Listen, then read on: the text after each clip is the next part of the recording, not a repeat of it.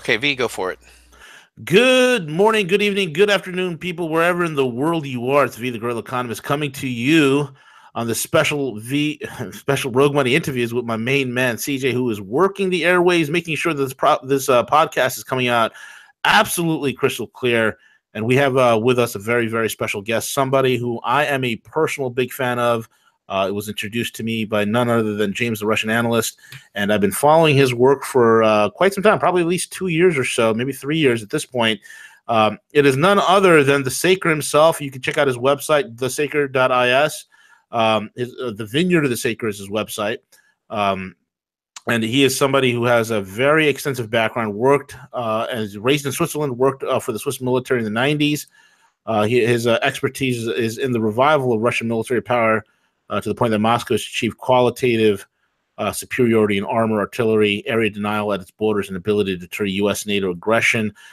His viewpoints on the entire multipolar world is extremely, extremely valuable. I really take into account what he says. So, folks, without further ado, the Saker, welcome, sir. It's an honor to have you on. Well, thank you so much for your kind words, and thank you for having me. It actually is very much a pleasure for me.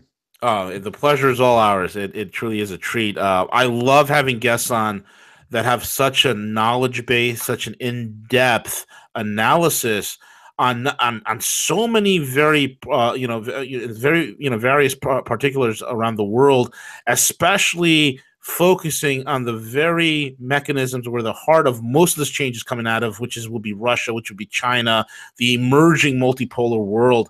So it's definitely a treat to have you on for the audience as well.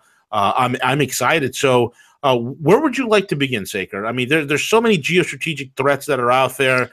I mean, we just recently had this whole, the whole Russia collusion nonsense continuing to blow up on the face of these establishment Republicans and Democrats that are trying to get Trump on this fictitious nonsense. We've had, for political reasons alone, the Russian Olympic athletes banned for some fictitious doping scandal.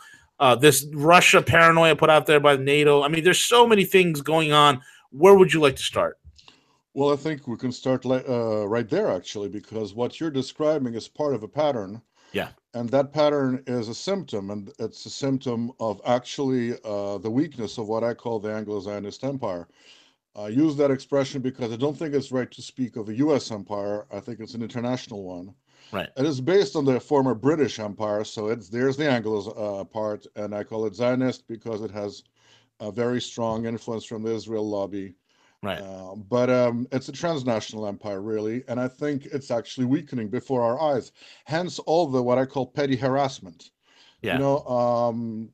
Let's compare the two simple things. I mean, Syria, on one hand, where the entire Western, dog-size proclaimed to the world that Assad has to go, he has no future, and wanted to replace him for a host of reasons we can discuss if you want, with essentially Al-Qaeda in Damascus. That was the plan. Yeah. Plan B was to split up Syria in parts, didn't work either. And then plan C was to create a Kurdistan, then didn't work either. And the Russians, with never more than 35 combat aircraft there, turned the course of the war, true, with a lot of help from the Iranians on the ground and Hezbollah. Now, that's on one hand. Compare on the other hand, bringing down the Russian flag in the Russian consulate, getting the Russians accused of meddling, even though not changing the outcome of the American elections, accusing Russia of having some kind of more nefarious doping problem than any other country. I mean, all that, if you put that in a balance, you realize that all this posturing and barking, petty barking, the kind that a little pet would do, yeah, is out of frustration. Right. Because the fact is, the empire is losing. And I wouldn't say Russia is winning. First of all, it's a little bit too early to say anything like that. And secondly, that gives the impression that Russia is alone, which I don't think is the case. I think it's a different alternative multipolar system, which is slowly chewing away at the empire. That's what I think is happening. Very well said. And I think your analysis of Syria is probably the best breakdown I've seen. I mean, you nailed it. The original plan was to have Al-Qaeda in charge in Damascus, Assad overthrown. That, like you said, blew up. And then it was, it was the whole entire, situation of all the other things that they were doing that all failed miserably. And you see, just the other day, I think it was the Russian general who declared pretty much in reality mission accomplished, which is a stark contrast to the famous image of George W. Bush landing on the aircraft carrier saying mission accomplished. Yeah, it's a good way. Yeah, that's a good contrast. That's a good contrast. It is.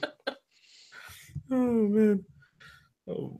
Well, and good point. I mean, what do you think the Anglo-Zionist empire, as Pepe Escobar so aptly put it, the empire of chaos? What do you think their next moves are at this point? I mean, I look at these guys like a cornered, dangerous animal. They're capable of anything, and I think these guys are crazy enough to pull something desperate because they're still drunk on their hubris, it would seem. Well, I completely agree with you, unfortunately. And your comparison is a good one. The other one that I have is a child playing around with a hand grenade. Because here's what's happening. The empire is definitely losing and is definitely weakening. But it would be utter folly to think that the empire is weak or otherwise defanged. The empire is still very powerful.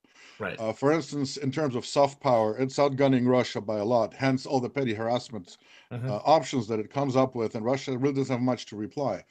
The real problem is, I completely agree with you, is that if you look at the past, the kind of countries that the empire could beat the crap out of were essentially small, defenseless countries, or countries that could be easily convinced that their resistance is hopeless. That changed.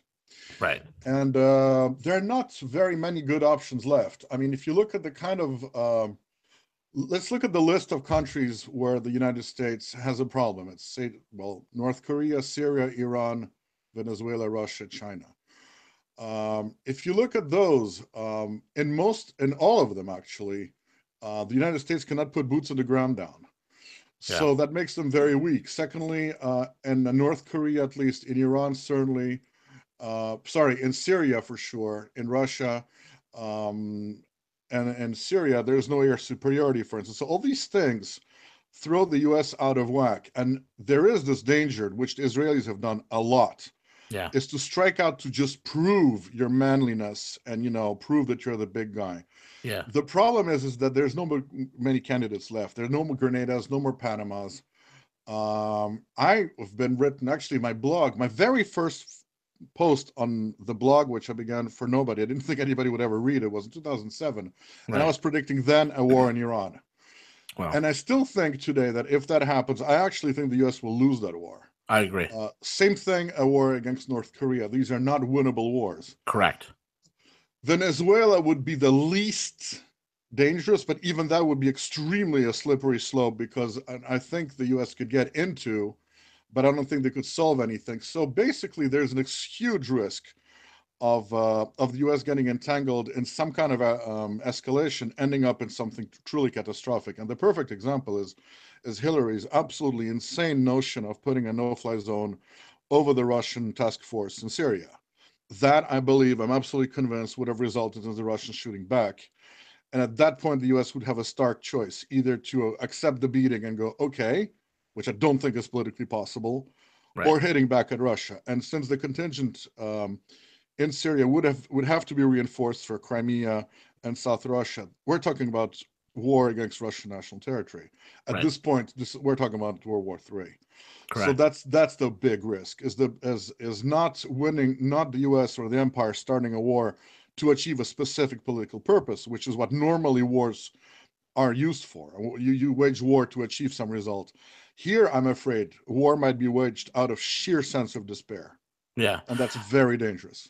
Yeah, I agree with you. I sense the same thing. I sense the not backing down of rhetoric against North Korea, which all it does is embolden North Korea. It emboldens them, and they're not going to give it. Like, I mean, Putin said it best: the North Koreans would rather eat grass than give up their nuclear weapons, and he's absolutely right. Not only that, yeah, I agree with that, first of all, but there's something else that we should always keep in mind. Is, you remember when Trump announced he's sending, I think he said, 3 formidable armadas, I think he said. Yeah, the floating coffins that we know as aircraft carriers. Correct. But even, let's say, the aircraft carriers would not be floating coffins. I don't think, say, the North Koreans could actually hit aircraft carriers. Correct.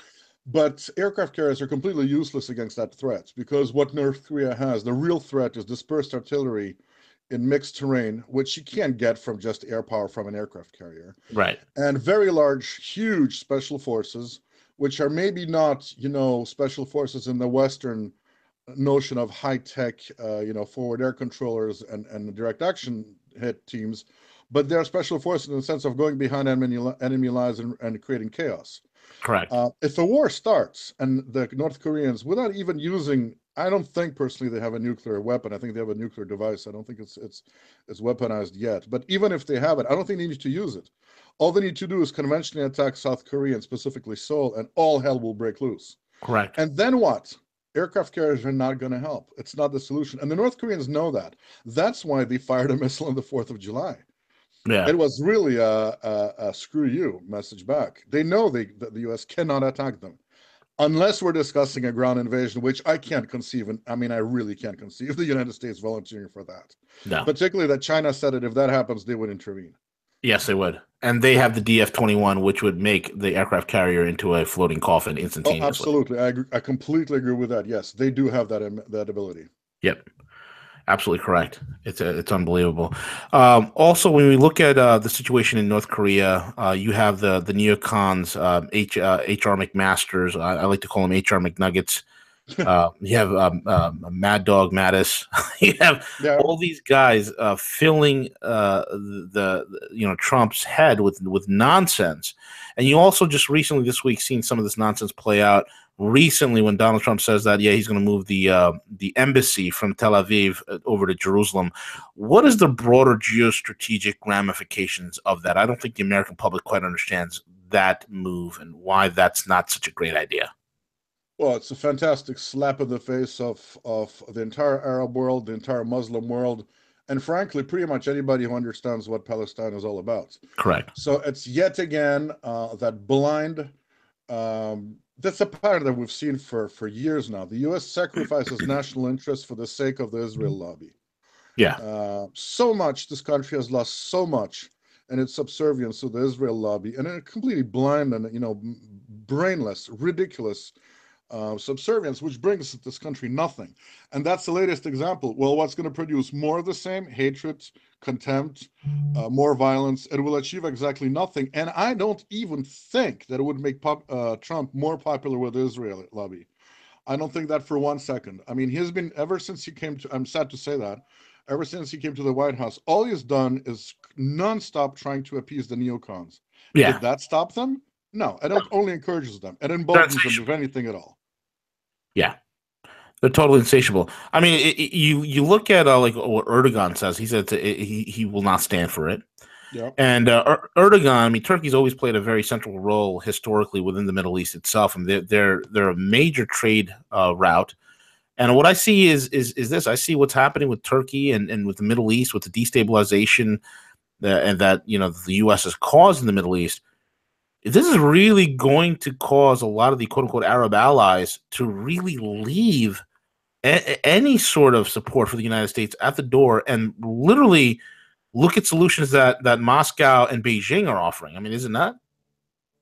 Oh, yeah, that's partially true, but I would comment on two things. First of all, there are not very many Arab allies left. I mean, let's be honest, what is pretty clear with the Trump administration now, and we've seen the moves overtly now, is that there is a triangle, which is the USA, Saudi Arabia, and Israel forming. The two big allies in Syria for the empire are Israel and the Saudis, who've been working hand in glove for years. They're hated. Both Israel and the Saudis are hated all over the Middle East. Yeah. First ones have lots of, the Israelis have lots of firepower, and the Saudis have lots of money, so they can buy a lot of loyalty, but truly they're hated. But even they, notice the number of trips Benjamin Netanyahu and even the king of Saudi Arabia did to Moscow. They're now talking to Moscow because they realize that basically Moscow right now is the power broker in the Middle East. I would actually still claim that Iran is more important, but neither of them are politically willing to talk to Iran, which really would be the solution. Because as much as I agree with you that Turkey is very influential in the Middle East, I think Iran is the local superpower. And it doesn't necessarily mean that Iran can impose something, but I think Iran can veto anything in the Middle East. I agree, and I think the this decades and decades old proxy war between the Saudis and the Iranians have come to a checkmate. People are starting to realize it's the Iranian leadership, and we're seeing this whole shift even with this insane plan that the Saudis have cooked up with the Israelis to go ahead into a war with Hezbollah. That's another thing Yeah. that's backfired. I mean, how delusional are they to go up against the most vaunted guerrilla force in the world? It's insane. Well, well, yes and no. You have to think the way they do. I mean, Yeah. and they were pretty. Actually, I would credit the Israeli with some kind of what should we call it? Street level smarts. Not more than that. Hmm. You know, think about it. What was the plan in Syria really? The notion was first of all to remove. I mean, for somebody sane, the idea of removing a secular Ba'athist regime in Syria and replace it with Al Qaeda is crazy. Right. But from the Israeli point of view, it's not, because creating chaos there, first of all, allows them to have a price pretext to establish a security zone, quote unquote, as far north as they want, and finalize or immortalize their illegal seizure of the Golan Heights. Right. Secondly, and this is the important thing here, crucial, Israel got beaten in a most humiliating way by Hezbollah in 2006. Yeah. Kasled. Correct. No. That's the divine victory. Not in Gaza and not against the Palestinians. Against Hezbollah in 2006 when they invaded the 33-day Lebanon. war. Yeah, that was Lebanon. Yeah. Operation Kasled, wasn't it? I think, if I remember correct, Kasled was the operation against Gaza, but I might be mistaken here. No. It's the one Operation against Lebanon, Kasled, 2006, Okay, where 2006. one battalion of Hezbollah held out the entire Israeli army, like literally. Well, kind of. Well, the numbers were just a tad over a battalion, but yeah, they basically even held them a couple of miles off their border. Right. Here's the thing: what the Israelis want is to let the Al Qaeda crazies then turn on Hezbollah, because Right. Syria and Lebanon are essentially one country. So the notion was to first of all make it a powerful regime collapse, then turn the crazy Wahhabis against Hezbollah and have them rip each other to shred. So there is kind of a logic behind that. Mhm. It's a sick one, it's a naive one, and it failed. But there is sort of a logic, and I think, in that Israeli desire to create chaos in Syria. Yeah, exactly. What has been what is your take on the on the Russian solution in the Middle East, and how has it played out to the broader aspect? I mean, recently you had the president Salah of Yemen. He was killed, and we know that China's been in Yemen since 1954. They have a presence there. In fact, I think it was reported. I don't know if this is. I'm still trying to verify it, but it is reported that Chinese military forces and special forces are on the ground in Syria as "quote unquote" advisors. How has this changed the game? Which part, the Yemeni war or the Russian involvement? Let's say a little bit of both. You can take on the Russian involvement first, and then the Yemeni side. Well, I am not sure that the Russians have a solution for the Middle East. I think they're trying to change the basic structure. Basically, the Russians are working. Here's the deal. If you, America, just think about, 10, 15 years back, where Russia had essentially left the Middle East and US was sole ruler. Right. What they achieved today is they identified the big weaknesses, that both Israel and the Saudi Arabia have very bad militaries, very rich ones, very overpaid, and very well propagandized ones, but their Right. actual record is bad. Right. And secondly, the other thing that they have is that they cannot put boots under the ground. Neither the Israelis nor the Saudis are willing to move in forces. Russia, therefore, made a deal with Turkey and Iran, who both have boots on the ground and both definitely have a capability to intervene. And they both did it generously in Syria, by the way.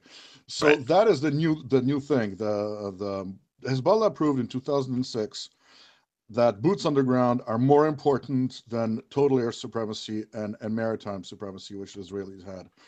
And they want thanks to people on the ground. And the Turks and the Iranians are providing that. The Israelis and the Saudis don't have it. So that changes the equation. And basically, it means that the United States has become, I would argue, close to irrelevant in the Middle East. I agree. I mean, they can change their embassy from Tel Aviv to Jerusalem. Great. It's not going to make a difference in Syria. Right. It's like rearranging a deck chair on the Titanic. Doesn't make a difference. Exactly. So the Yemeni thing is basically an extension of what the Saudis have been trying to do. They did it in Bahrain. They did it elsewhere. They try to pick a really small victim and try to at least impose upon them, their will. And it doesn't work. because again, they don't have what it takes. These two countries don't have what it takes to trigger change and to impose it in the Middle East. I think these are weak allies and weak countries. Yeah. So I don't think there's going to be a Russian solution. I think it will have to be an Iranian solution, probably backed by Russia and China. But Right. I really see Iran as the real power broker, and therefore all the hysterical anti-Iranian propaganda, both coming out of the United States and coming out of Israel. Yeah, particularly Nikki Haley, who went to the Lindsey Graham School of International Studies. Yeah, exactly.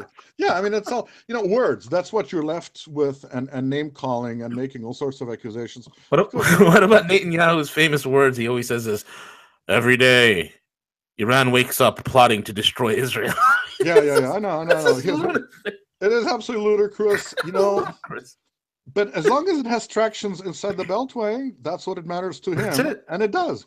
Right, and it does. I love the trip that he did to Moscow early in the year, where he's speaking right before Putin spoke, and he's talking about 2,500 years ago, the Persian Empire tried to kill the Hebrews, and then Putin got up right after him and says, "Well, this is 2017. It's not 2,500 years ago." Yeah, and rumor has it that there was actually screaming for a while. I don't know if it's true or not, because Russian relationship with Israel is something very complex and very multi-layered. It's not as simple as Can you describe that real quick? The whole Russian relationship with Israel, because I know there's Russian Jews. So what's the rift here?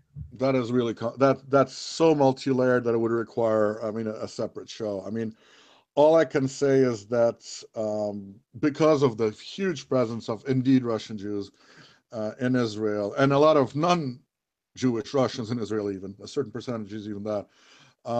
Basically, it's not at all. Israel does have supporters in Russia, definitely. Yeah. And I'll just put it this way: it's not Iran. The Russians are not willing to stick out their neck for Israel, but I don't think they'd be counted on to liberate Palestine. No, unfortunately not. Right. Got it. Okay. So Yemen, Saker, what is your take on everything that's been happening in Yemen, and your perspectives? Well, as I said, I think it's yet again a symptom of Saudi impotence and desire to hide it by trying to impose something somewhere, and they're failing at that. They've been much better with money.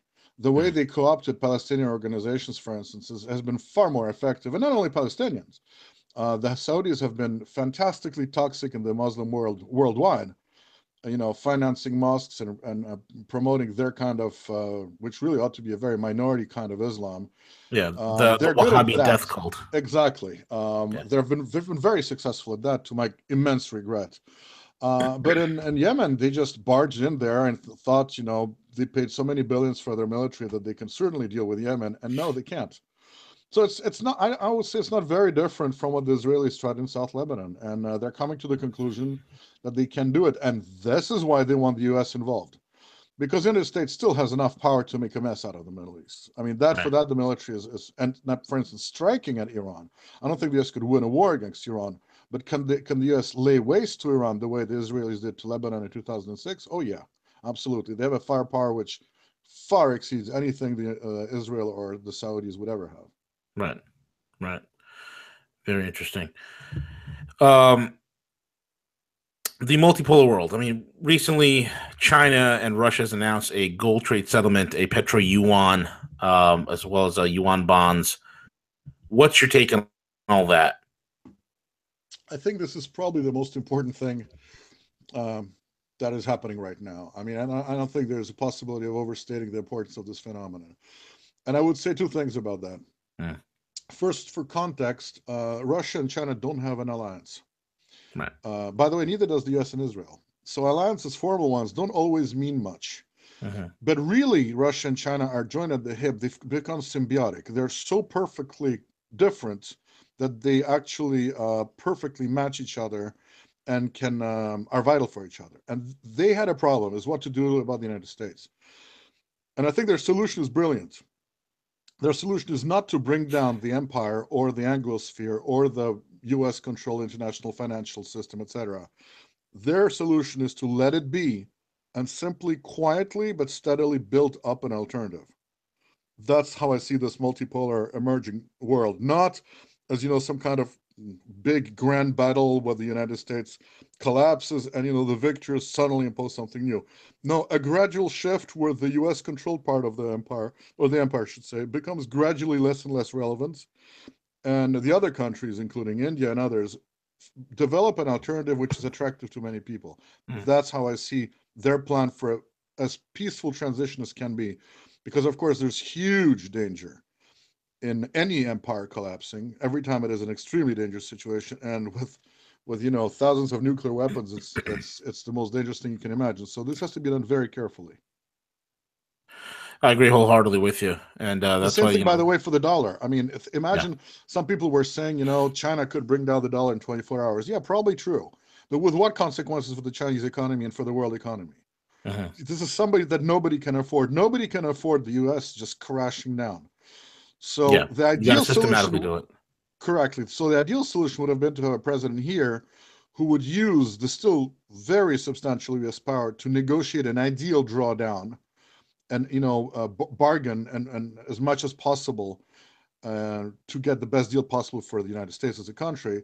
That unfortunately is not a solution. The neocons are back in power, and all they do is double down. So the only solution left is try to, regardless of their reckless irresponsibility, try to make it as gradual, as soft as possible to avoid, the spark that sets off the explosion. What's disturbing to me, Saker, is the fact that there are murmurings around there that they want Rex Tillerson out, and Rex Tillerson, I think, is one of the guys with sense in that whole entire administration.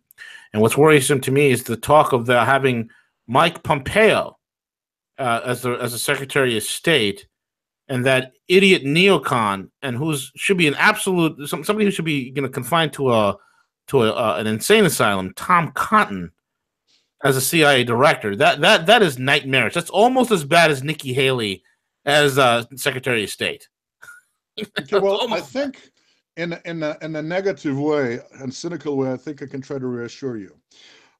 First of all, yes, Tillerson is probably an intelligent man and probably decent in his own way, but he has also proved himself to be absolutely spineless. He parroted the most stupid neocon propaganda about Russia and Iran possible.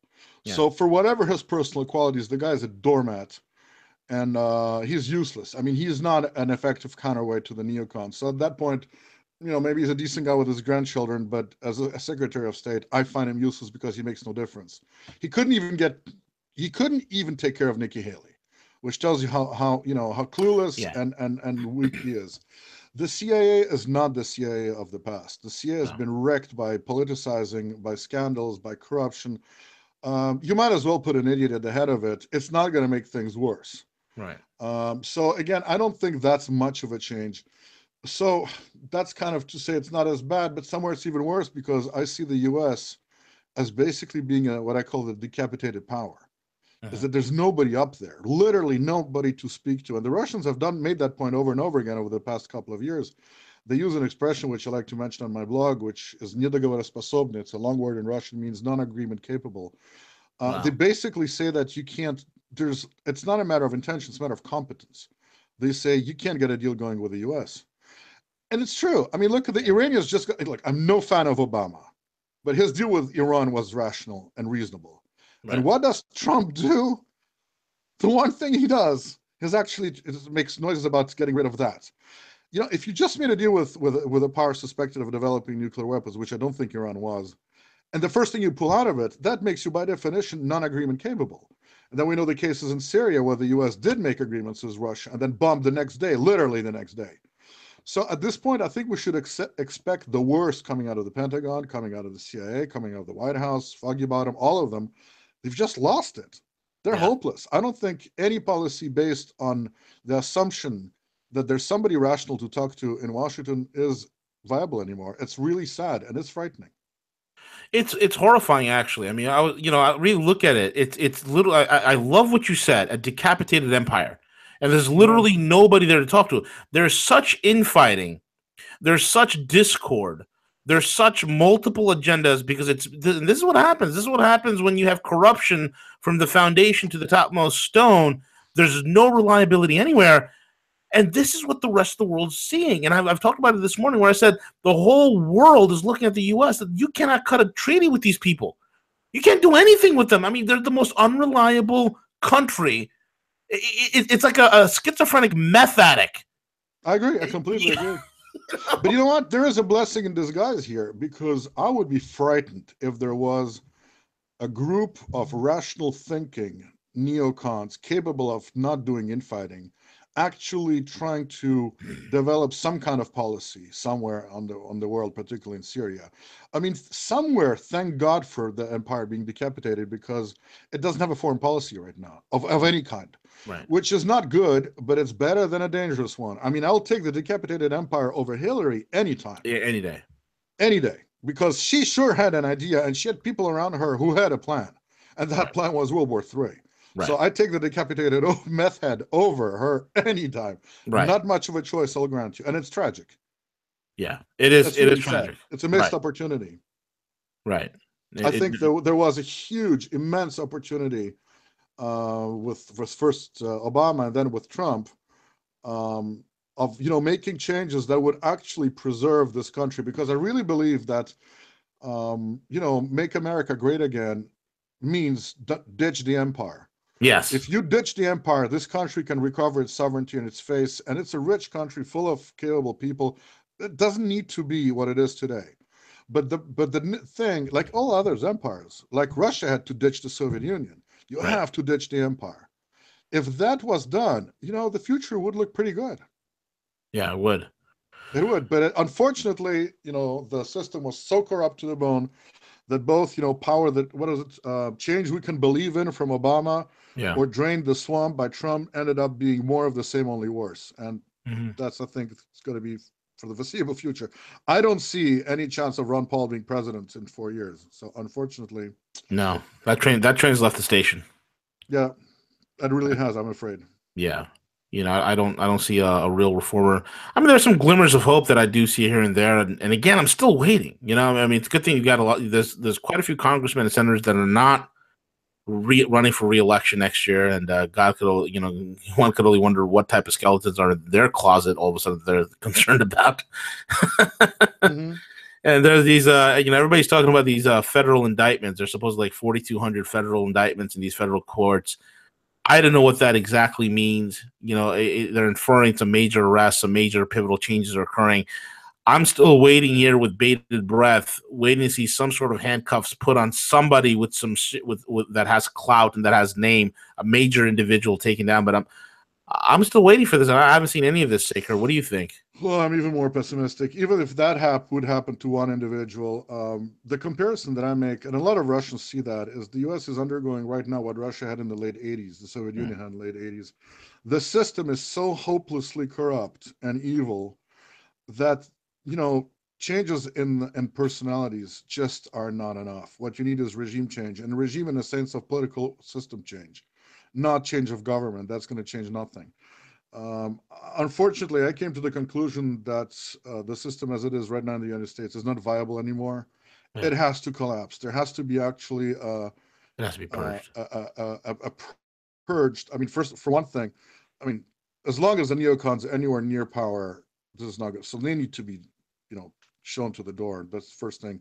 Secondly, the entire power structure is so corrupt in Washington that there needs to be true regime change. After that, maybe, and in the process of any collapse, individuals do appear. So I think history has proven. So when that starts happening, because right now, I think it's practically impossible to enter into politics and remain honest, or you remain at some lower level. The system vets, the worst scum to get up. So as soon as that is not here anymore to protect the system, and leaders emerge out of clashes and chaos and conflict, different people would appear. There's no reason to suspect that there's such people don't exist today in the United States. But with it, as long as the system is still in power, they're not going to show up. That's what I think is the problem. Right.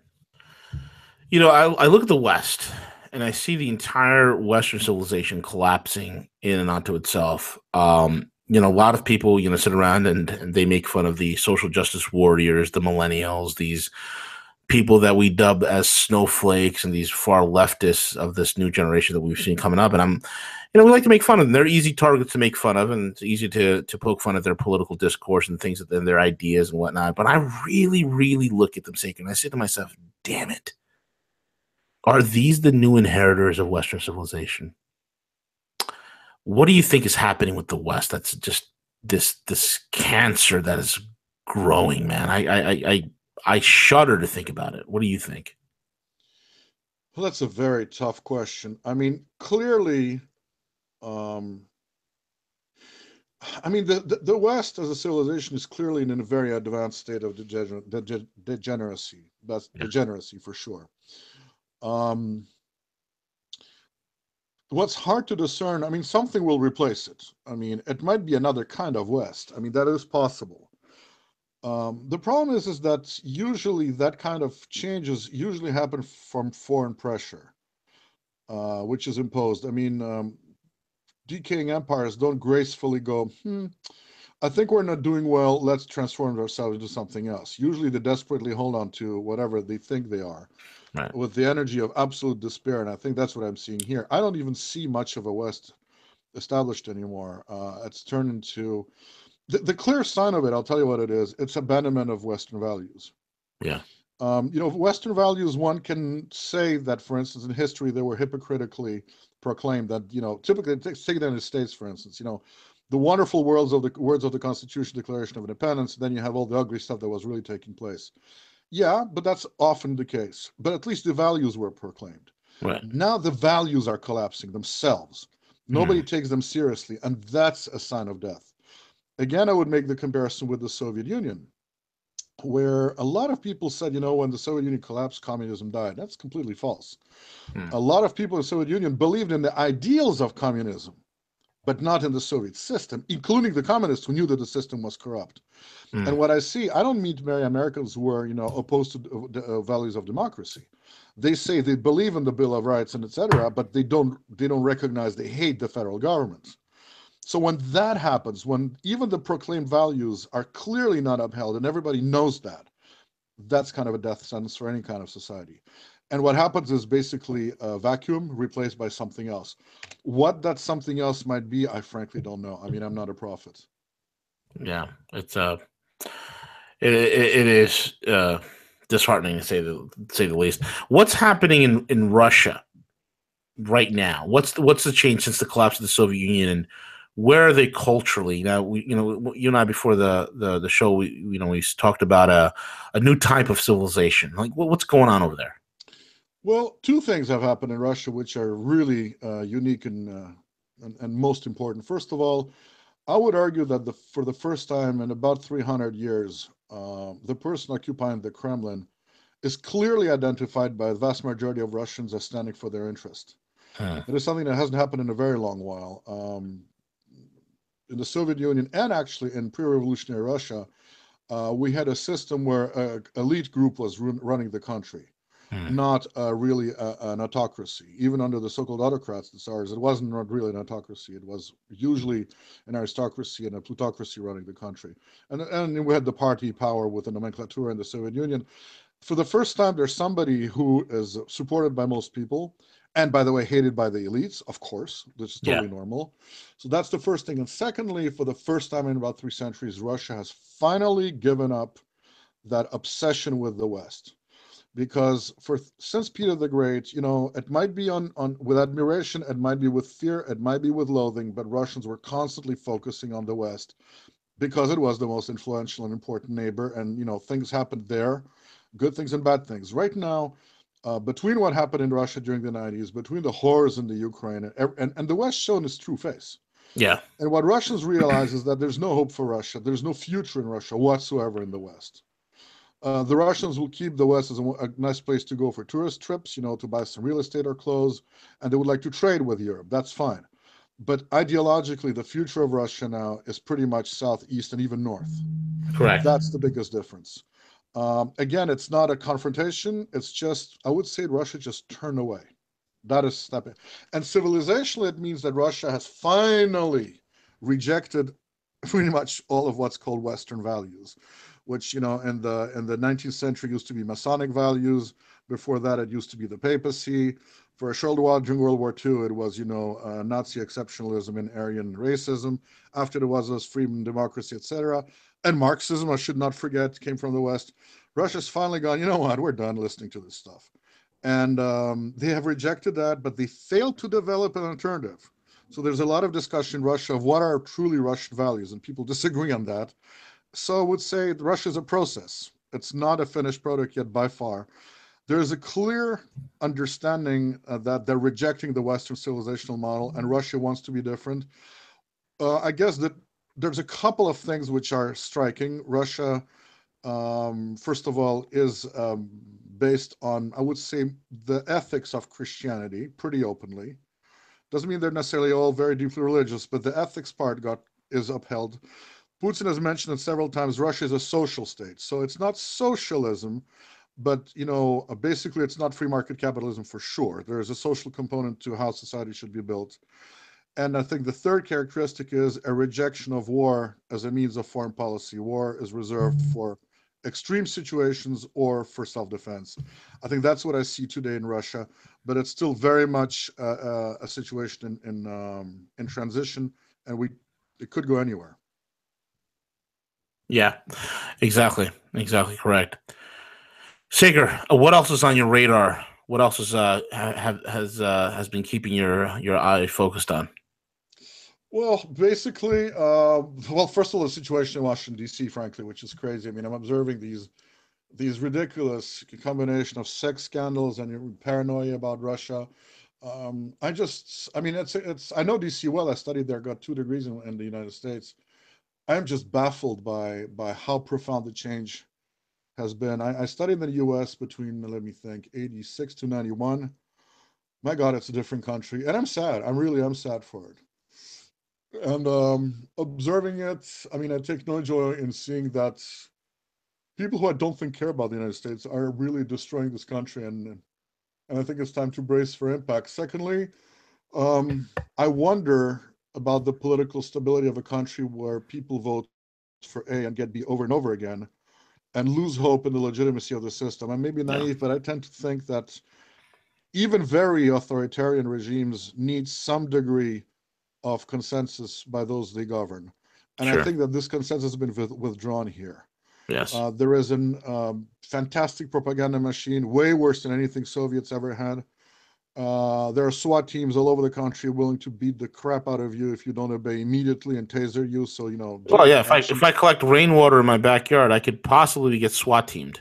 Yeah, and if you have like flower power movements, if you had sit-ins in the streets, now you're going to get pepper sprayed and tasered for it. So that's not happening.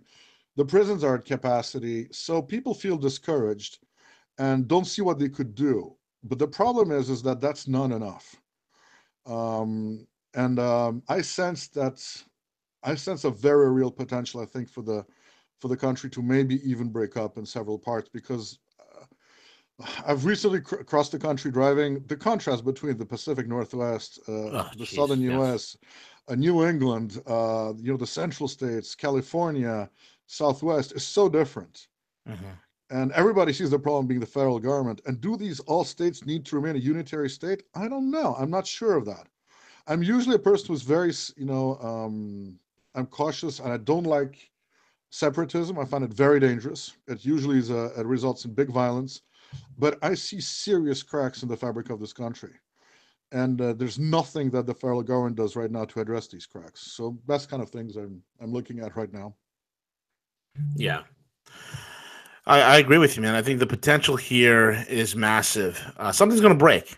Something is going to break, and that's the sense I feel as well. And I think there's going to be a huge backlash against the federal government. There's no doubt about it. I mean, Congress has a 6% approval rating, and with the mainstream media, it doesn't work anymore. They have an approval rating very similar to that of the United States Congress. Mm-hmm. People have completely lost faith in the system, and the last shoe to fall is an economic collapse. And at that point, people will have nothing to lose. They will turn their sights on someone to blame, and that will be Washington, D.C., and that will be Wall Street.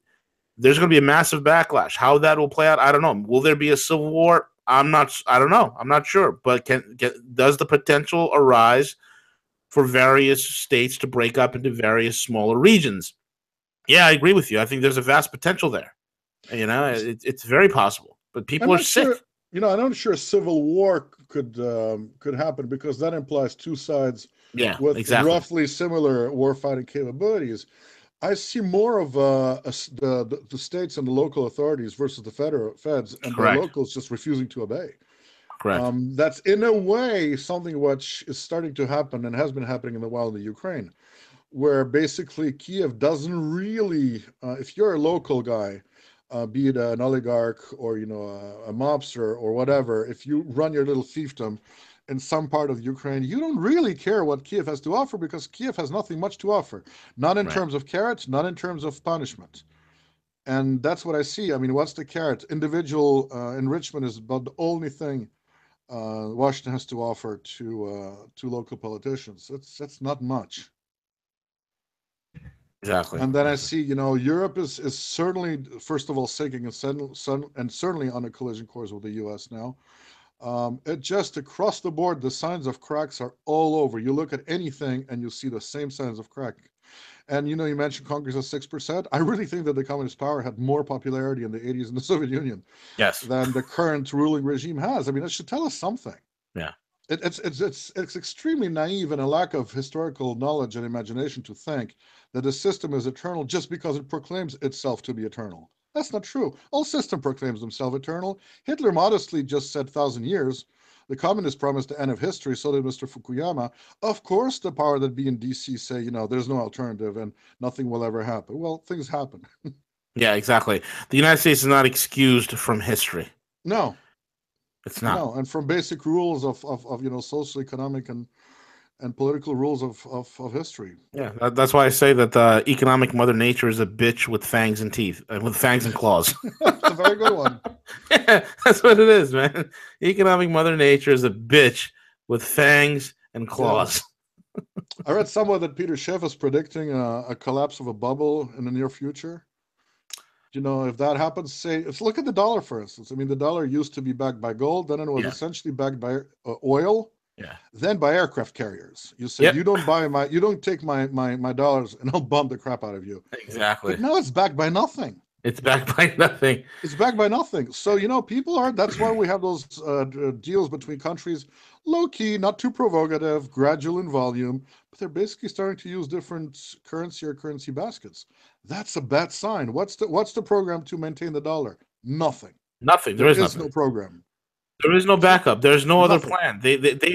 They've screwed up things so bad. I mean, I remember back in 2015, I was talking about oil going down to the $50 handle and below. I was talking about an 18,000 point Dow that's going to go to a 20,000 point Dow on the way to a 29,000 point Dow before the thing implodes. They got to stick the inflation somewhere. They got to put it somewhere. You look at all the offshore accounts that the U.S. has where they're bolt holing securities. These are dumped securities that they're bolt holing. $4.5 trillion in Euroclear. The Fed has a $4.5 trillion balance sheet. It's a disaster, and there's no alternative. These guys are out of tricks. There's only so much quantitative easing, so much ZERP, so much NERP, so much twist, so much TARP you can throw at the problem to the point where it just doesn't work anymore. You know what it reminds me is the Titanic, where basically, for a while, the country has been going towards the iceberg. Everybody with a brain knew that. Nobody listened to them. Fine. So we hit the iceberg, and the iceberg is ripping our ship into shreds. And what are they doing? Still nothing. And all they're discussing is what kind of melody the orchestra should play, which is fine. It's going to entertain people with Kardashian and sex scandals. Right. But seriously, these are what there should be now is that, a government of national unity with an emergency program to address the glaring problems of this country, be it, violence, economics, foreign policy, racism, whatever you name it. It's all over the place. And I don't, by racism, by the way, I mean black on white racism, which is never discussed. No, and exactly. Nothing. There's no solution offered. Well, when you have a host of major problems and no solution, the outcome rarely is good. Exactly correct. You know what's terrifying to me? It's like there's no, what's possible is not politically possible, and what's politically possible is not possible. It's That's just it's total gridlock, man. The way the system is right now is and I give this example so many times. I said if the oceans of the world were to dry up tomorrow, the United States, the idiots in the United States will still build submarines and aircraft carriers and yes. have a bucket brigade from one end of the city to the other end of the city to the docks, pouring water on the ships because that's just what we do. So I There's no completely agree alternative with to these you. idiots. The perfect example is this F-35, the Oh my new God. fifth generation. People speak of it as an abject failure. I completely disagree. It's a fantastic success. Yeah, if you know Of what all, it is. what's the weapon program that allow more people to steal more money from the taxpayer and Bingo. waste it? It's a fantastic success. Well, It is. that's It's what you the get. bridge to nowhere. It's a boondoggle. It's Yeah, perfect. and so it's perfect for those who made the money. And in terms of those who would have to fly and risk their lives in, good luck. Yeah, good luck. I mean, call it the F-35 or Titanic. We're dealing with the same phenomenon, to my great regret. Yeah, I agree with you wholeheartedly. It's no longer, in the past we were able to, in the past when we had an economic decline, what would happen? You have, hundreds of thousands that are on bread lines, that were out in the streets. They were wandering the streets. Well, that's been replaced by the electronic bread line. You don't know that your neighbor next to you who hasn't paid his mortgage in 2 years Mm-hmm. is on food stamps and EBT cards and welfare, and you have no idea about it. You know, Not you have, only, that's a very, very good point. Let me yeah. bring up another one that I also observed. The number of people, let's say a couple, who between the two of them hold 4 jobs Yes, because they cannot make ends meet. right, And I have a lot of them. I live in Florida, which is not, the wealthiest part of the US, but still, I know quite a few people like that. right, That's an outrage. And these people don't even have health care. correct. And in And the they have past, I mean, children. my wife was born in the States, and she was telling me that, when she was a kid, every American family, a worker, mind you, not some kind of, very rich person, had a house, 2-car garage. The wife could afford to stay at home. One person was bringing the money, and they had even some kind of small house or condo to go spend holidays in. Yep, That's long gone. Now it's we have left. people who slave at two jobs per person and barely survive. That's an Yes, outrage. exactly. It is. It's massive. You have still 95 million people that are permanently unemployed, 42 million on food stamps, 101 million on some sort of subsidy and or welfare program. And granted there's some overlap, but you put all the numbers together, you're talking about 52% of the country that's effectively non-productive with a real unemployment rate of 34.6%. Yep. And then you look at those who are productive, where they are in this social scale. So you have essentially a massive serfs, Yep. then a shrinking, barely surviving, a struggling hard mass of professionals who are here to serve the tiny majority who really makes a killing. Yes. It's a completely feudal system, and it's an outrage. I mean, right there should be enough for profound changes. But with the kind of brainwashing taking place today, people feel it, but they don't connect the dots.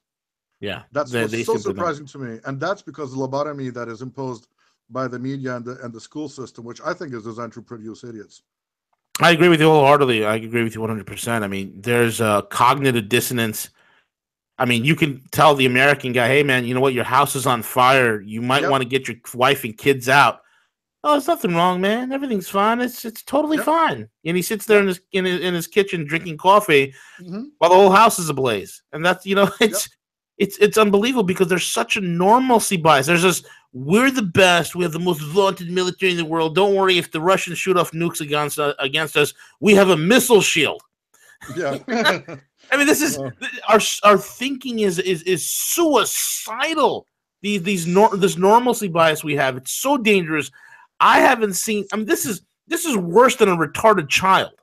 That's how bad it is. It's horrible. yeah, but It's social autism, man. I will tell you one thing, just to sort of pay homage to the people in this country too. They were brainwashed in the worst possible way not to vote for Trump. Yeah. And in parallel, the French that you would think are, more educated, more sophisticated, more everything, blah, blah, blah, they were similarly brainwashed to vote for Macron. Look what happened. The Americans still voted against Hillary and voted for Trump. Right. Whereas the French, they went and voted for Macron. Right. And I think it's remarkable that the people in this country, that was the only way of saying screw you was to vote against Hillary, and they did it. Yes. So I think there is a profound clash between true American values and American patriotism and the current system. I agree. And I'm not losing hope. I think, when I look at how horrible Russia was in the 90s, believe me, Russia in the 90s was worse than the US nowadays. I agree. And not only economically. I mean, you saw those idiots standing in line to get to McDonald's, and the cynical saying was every Russian girl wants to become a prostitute, every Russian guy wants to become a thug. It's not quite true, but that was the perception. And it was true that all the Russians wanted us to stupidly ape whatever the West told them. They were no worse than the Ukrainians today. And, look what it took. It took a collapse. Yep. Followed by a moment where some people went, you know what, now we're done. We're going to start seriously defending our country. And I'm sure this is going to happen here. There will be a rebound and a liberation of the country from the current. I can only call it an occupation regime. It is. It's a parasite. And it will happen, as it has happened in Russia. But it has to be, the alternative is horrible. Correct. But unfortunately, look how long it took Russia, and look at the price Russia paid. Yeah. I mean, Russia paid a price in the 90s that's similar to a world war in terms of lost lives, lost resources, lost everything. It was a nightmare. And it helped to have a homogenous population. We don't even have that here. The only thing that was holding us together is the ideal of being American, the Constitution, the Bill of Rights, the Bible, the founding documents, our religious identities. Those are all been shattered and or weakened gravely. We are but so Russia never had them. The Russian didn't have them either. Russia is multinational. There's 160 nationalities in Russia. Oh, wow. Most Russians were not religious. Regions start pulling very hard. I mean, now it's forgotten, but Tatarstan began printing their own money, and it wasn't legal, but they did.